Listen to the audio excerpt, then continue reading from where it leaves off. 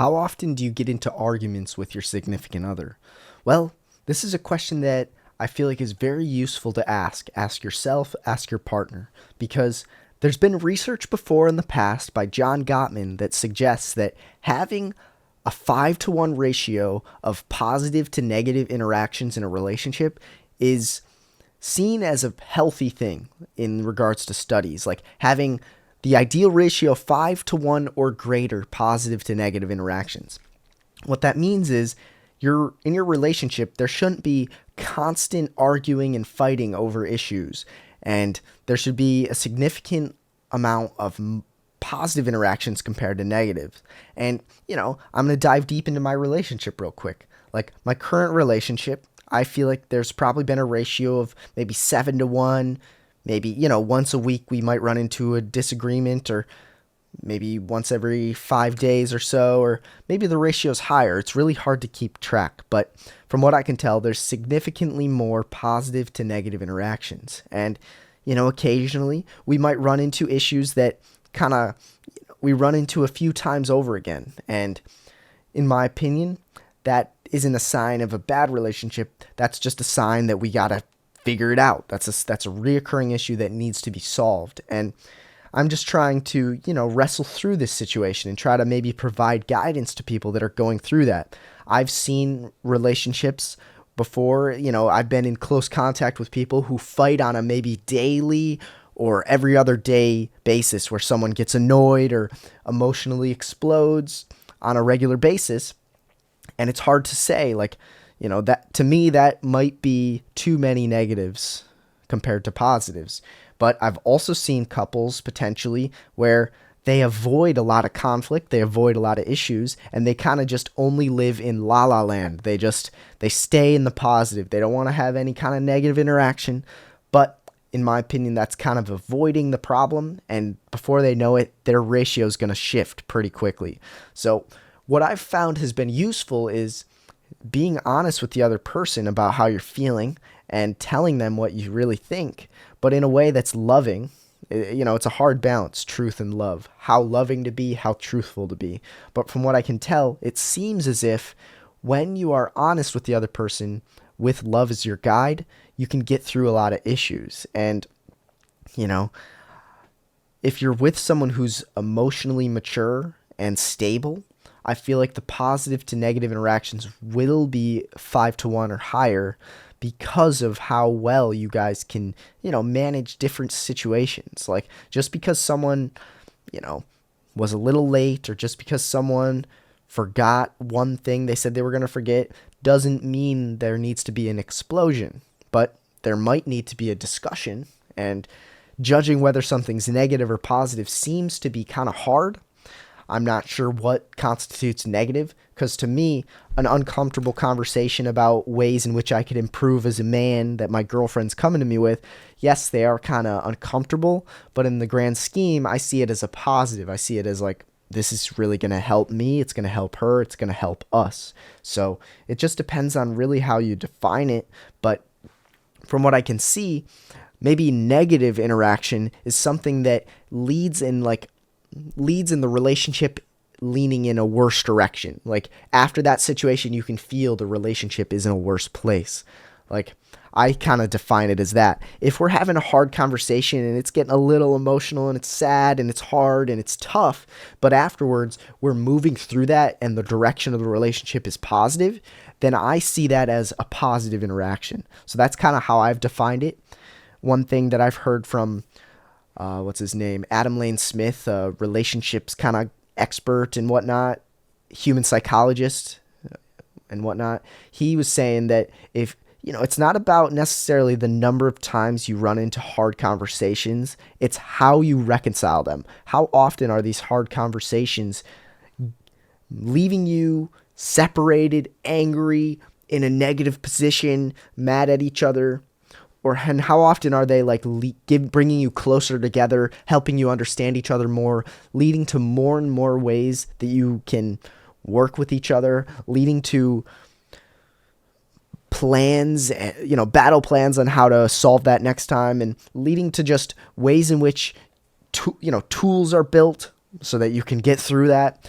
all those kinds of things. And that's kind of what I'm trying to get at here. It's like I want to inspire people to, if you're having a relationship where there's so many negative explosions that are ending and you guys feeling mad at each other, feeling disappointed, feeling separated, feeling non-connected, then that might be a sign that the relationship needs a ton of work, aka counseling, aka therapy, aka having deep discussions on a regular basis, or B, it's a sign that the relationship might not work long term.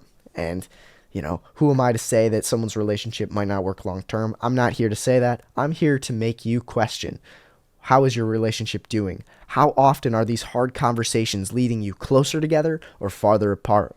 And, how mature is each party in these kind of conversations? One of the 4 things that my counselor kind of showed me that John Gottman kind of said are 4 things to avoid in a relationship that I'm going to quick pull up, which are, let's see here. They're called the 4 horsemen. And these are the 4 things that are kind of useful to avoid in a relationship. First one would be criticism. Attacking someone's personality or character without really any, well, maybe you're saying it because you want them to improve, but sometimes people don't realize, me included, that the person you're with is a different person. They deal with things differently. They have different personality. They may or may not really benefit from your solution. The solution that works for you might not be the solution that works for them. And that's kind of what I've found in different situations. Critiquing someone because they are not that social is really not the most fair critique, because some people are much more introverted. Some people are much more extroverted. That critique and that solution that you're providing to them may or may not be the best solution for them. And it might just kind of leave them feeling like their character is being attacked and that they aren't as good of a person. And that's not that great. And another 4 horsemen is contempt. Attacking someone's sense of self with an intent of insult or abuse.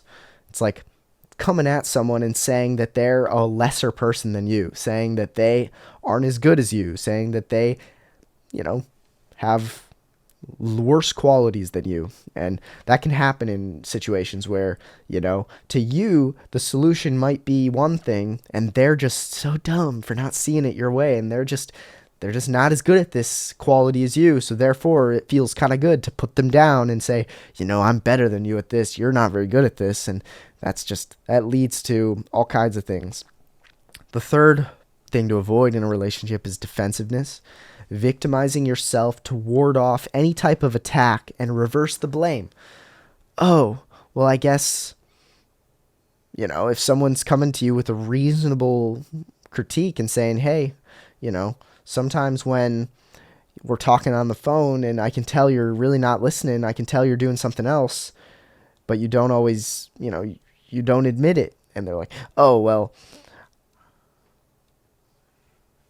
I don't know. I'm trying to think of like scenarios, but defensiveness can occur pretty easily. Like, you feel like you're being critiqued and then all of a sudden like you say, oh, well, it's not my fault that this and you do this. And like, it's like reversing the blame and kind of making you like, it's a victim mindset.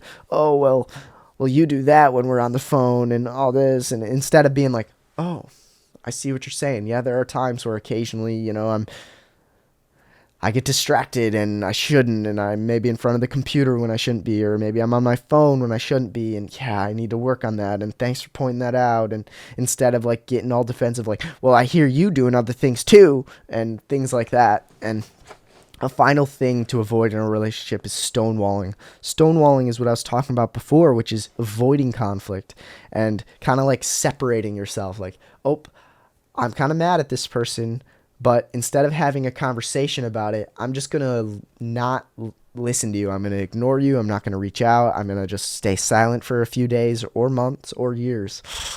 And these are kind of things to avoid in these situations when you're having the hard conversations. But this kind of video is all about, I think hard conversations are truly something that can be a positive interaction.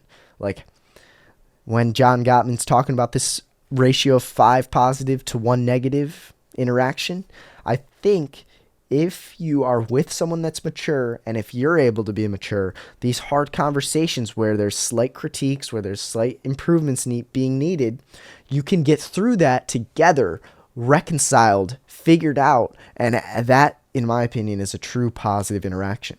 So this is a challenge to you. Analyze your ratio, think about it, and think deeply about where you guys end up after each situation. Like, maybe you guys are people who go through some pretty tough arguments where you're trying to figure it out and it's getting tough, but then afterwards you come together closer and reconciled and with solutions and with plans. Then I think you really are in a good situation. One thing my counselor says that is like crucial for any relationship, and it's kind of the bedrock, is the ability to have to communicate even when it's hard, and the ability to reconcile differences. Because bro, you're getting into a relationship with someone so much different than you. They grew up in a different household, different time, maybe not different time, different household, different family dynamics, different ways of coping with things, different assumptions about the world. And to think that you're never going to have hard conversations, and to think that you're not going to have disagreements about how the world works and how each of you guys work, it's just not reality. So my goal to you is have these conversations that are hard, but try your very best to reconcile afterwards. Come together afterwards, make up, and try to come up with solutions that work for you both. And I'm hoping that this video helped someone, and have a great rest of your day. Good luck with your relationships, and follow for daily tips on relationships, dating, sex, quitting porn, improving your life, becoming a better man or woman. I'll see you in the next one.